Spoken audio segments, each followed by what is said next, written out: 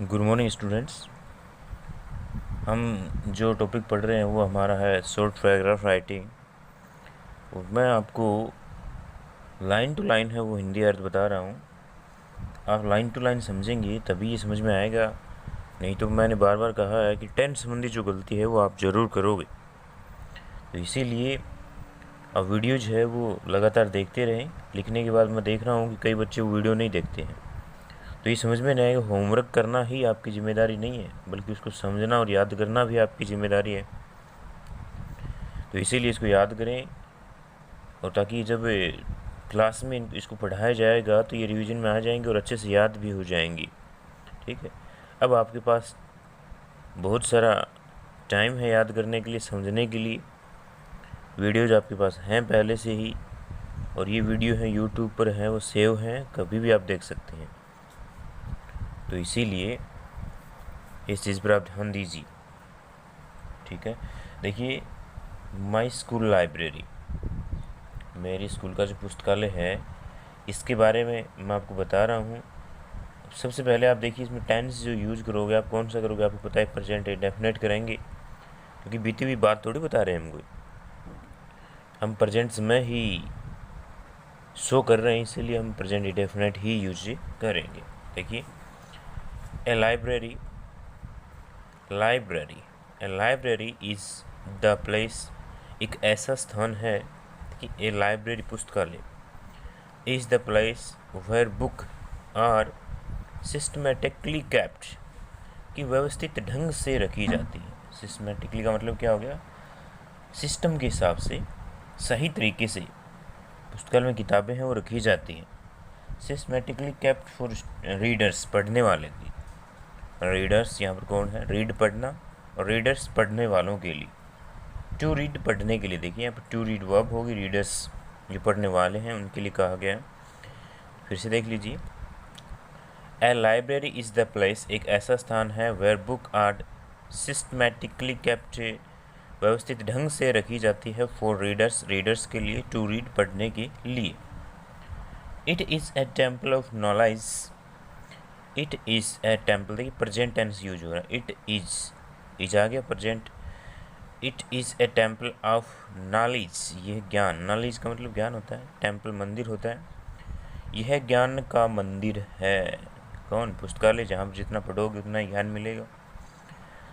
My school has very good library, my school has, यहाँ पर has है का मतलब रखना होता है, very good library with A reading room, reading room का मतलब हो गया जो रीडिंग कक्ष होता है, पढ़ने का एक कमरा होता है, उसके साथ ही वो कमरा भी है। एक हैज़ वेरी गुड लाइब्रेरी, बहुत अच्छी लाइब्रेरी है स्कूल के अंदर, जिसमें एक रीडिंग रूम भी शामिल है।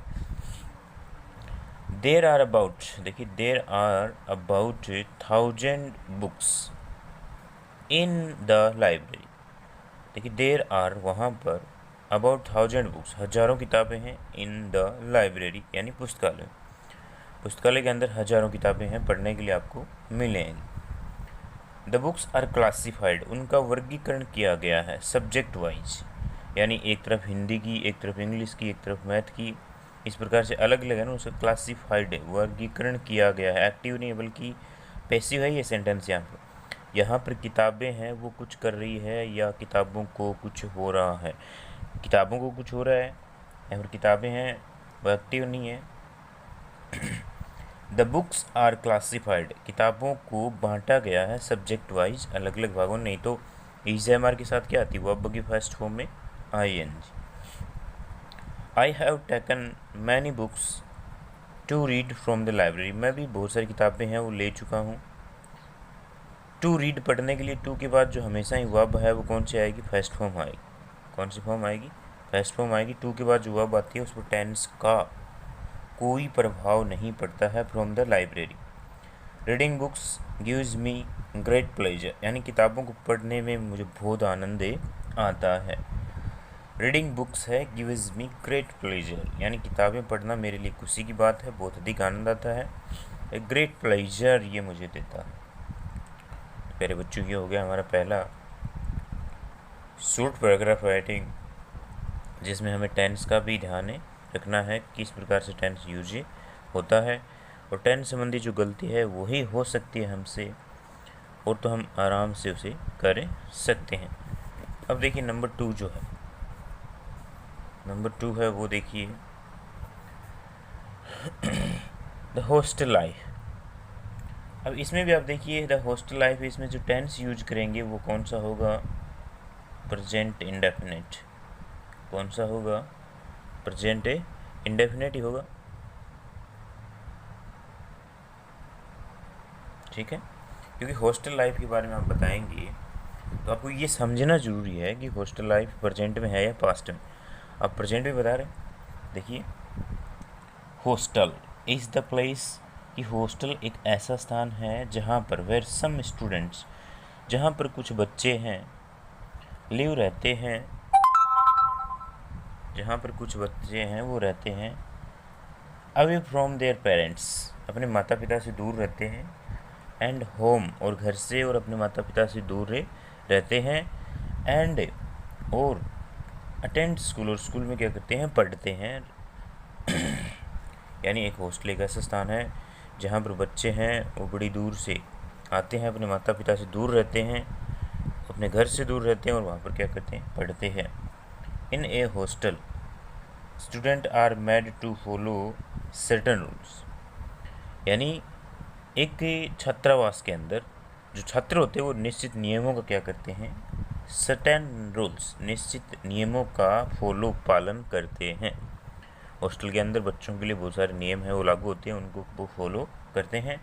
Student must follow the hostel rule, यानी हॉस्टल है, रूल ऑफ हॉस्टल है, उनको फॉलो करना चाहिए, मस्टली भी होता है। They have to follow a fix time schedule, देखिए they have to follow a fixed time schedule for study, पढ़ने के लिए। देखिए उनको क्या करना पड़ता है, एक निश्चित समय सारणी का अनुसरण करना पड़ता है। देखिए कि कितने बजे उठना है, कितने बजे खेलना है, इनके लिए एक निश्चित समय सारणी होती है, उनके लिए उनको फॉलो करना पड़ता है। They have to follow fix time schedule for study, ठीक है, यानी स्टडी के लिए या फिर कोई अन्य जो चीज़ होती है उनके लिए, जैसे रिलैक्स कब होना है, relaxin, prayer, play and different activities, ठीक है, कि रिलैक्स कब होना है, प्रेयर कब होनी है, प्ले खेलना कब है, एंड डिफरेंट एक्टिविटीज़, और जो अलग अलग हैं एक्टिविटीज़ उनके बारे में उसे किस प्रकार से और कौन से समय पर खेलना होता है, ये जो समय सारणी होती है, समय टाइम टेबल शेड्यूल होता है, उसको फॉलो करना पड़ता है। हॉस्टल लाइफ जो होती है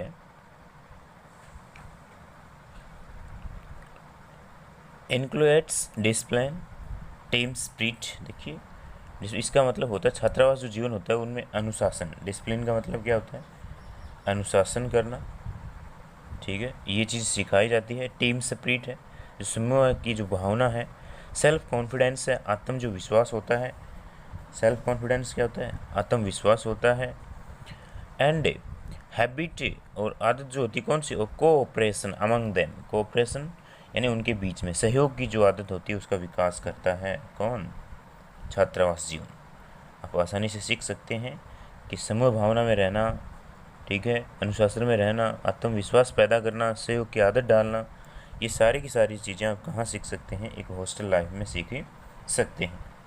अमंग देम, यहाँ पर अमंग जो प्रीपोजिशन बहुत ही इंपॉर्टेंट है, बता देता हूँ। एक होता है देखिए बिटवीन, ठीक है, एक होता है अमंग, एक होता है बिटवीन, और एक क्या होता है, अमंग होता है। जब कोई वस्तु आपको दो व्यक्तियों के बीच में डिस्ट्रीब्यूट करनी है, तो झगड़ा है या कोई दो के मध्य, तो आप उसमें क्या करोगे, उसमें आपको बिटवीन का प्रयोग करना है। और यदि दो से ज़्यादा हैं तो आपको किसका प्रयोग करना है, अमंग का प्रयोग करना है, ठीक है। तो यहाँ पर ये कह रहा है कोऑपरेशन अमंग देम, जो स्टूडेंट्स होते हैं उनके बीच में सहयोग की जो भावना होती है वो पैदा होती है। Above all they become self reliant and responsible, यानी वो क्या हो जाते हैं, सर्वाधिक महत्वपूर्ण बात तो ये है इनमें कि वो अपने आप में एक जिम्मेदार व्यक्ति बन जाते हैं और आत्मनिर्भर बन जाते हैं, यानी सेल्फ रिलायंट एंड रिस्पॉन्सिबल, आत्मनिर्भर और जिम्मेदार बने जाते हैं।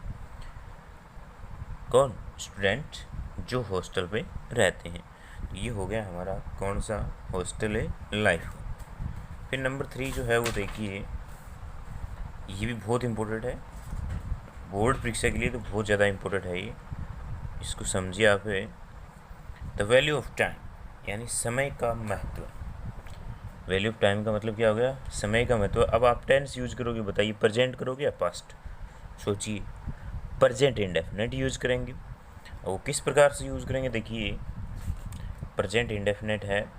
द वैल्यू ऑफ टाइम, देखिए time is the most precious thing in life, कि समय जो है जीवन में बहुत ही मूल्यवान चीज़ है, बहुत ही महत्वपूर्ण चीज़ है। कहते हैं ना, समय एक बार गया तो वापस लौट कर नहीं आएगा, और समय के अकॉर्डिंग जो स्टूडेंट चलेगा वो जीवन में बिल्कुल कामयाब हो जाएगा, और समय के अनुसार जो नहीं चलता है वो उसे बिल्कुल भी सफलता नहीं मिलती है। ये बात आप लोगों को भी ध्यान में रखनी है। जैसे हमें लॉकडाउन का समय मिला है, इसमें जिस स्टूडेंट ने समय का सही सदुपयोग कर लिया है वो तो आगे रहेगा हमेशा, और जिसने ये सोचा है कि जब स्कूलें लगेगी तब मैं याद करूँगा, पढ़ूँगा, तो बिल्कुल भी ये उसे सफलता नहीं मिलेगी। ये चीज़ आप लोगों को भी ध्यान में रखनी है कि समय का सही सदुपयोग है, सही उपयोग है वो करना चाहिए। जीवन में समय है बहुत इम्पोर्टेंट है। अब देखिए, time is the most precious thing in life, कि समय है वो बहुत ही मूल्यवान चीज़ है। दोज हु यूज़ इट, जो व्यक्ति इसे उपयोग करते हैं, ठीक है, और जो इसके बारे में विचार करते हैं, thoughtfully gain and as those who waste it। देखिए, कई लोग तो हैं वो इसे आसानी से सोचते हैं, यानी जो इसका उपयोग है विचार करके करते हैं वे उनसे बेहतर रहते हैं, ठीक है। और जो and waste who waste it time, देखिए कि जो सही सदुपयोग करते हैं वो तो सही तरीके से चलते हैं, और सही नहीं करते हैं वो उसे, और जो इसे बेहतर नहीं समझते हैं नष्ट करते हैं।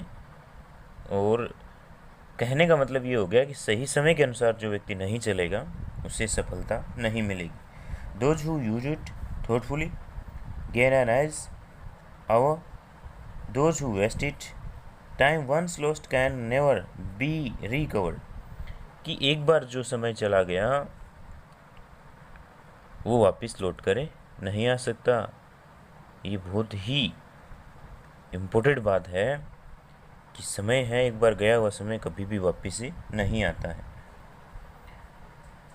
Eight a time if used usefully and carefully, यदि समय को बुद्धिमत्तापूर्ण और सावधानी से किया जाता है तो इट ब्रिंग्स सक्सेस, ये आपके जीवन में सफलता पैदा करता है, सफलता लाता है, एंड हैप्पीनेस, और खुशी पैदा करता है।